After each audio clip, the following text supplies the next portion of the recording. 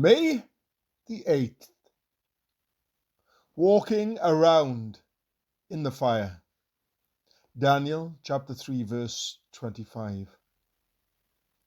When Shadrach, Meshach, and Abednego were thrown into the furnace, the fire did not stop them from moving, for they were seen walking around.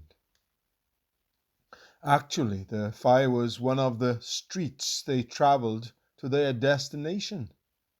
The comfort we have from Christ's revealed truth is not that it teaches us freedom from sorrow, but it teaches us freedom through sorrow.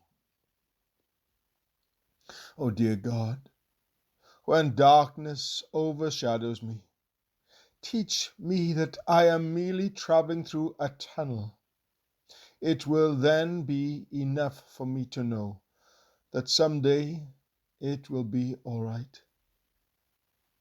I have been told that someday I will stand at the top of the Mount of Olives and experience the height of resurrection glory.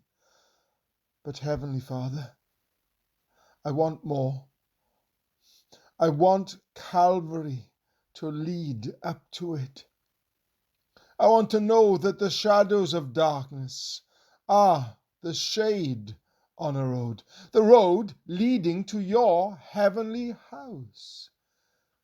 Teach me that the reason I must climb the hill is because your house is there. Knowing this, I will not be hurt by sorrows if I will only walk in the fire. George Matheson. The road is too rough, I said.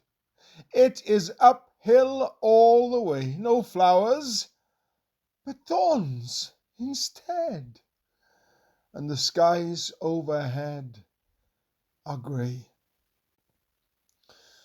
But one took my hand at the entrance dim, and sweet is the road that I walk with him. The cross is too great, I cried, more than the back can bear, so rough and heavy and wide, and nobody near to care.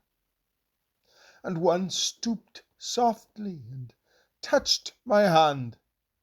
I know, I care, and I understand.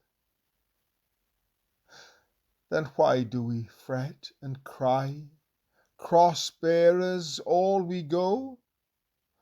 But the road ends by and by in the dearest place we know, and every step in the journey we may take in the Lord's own company.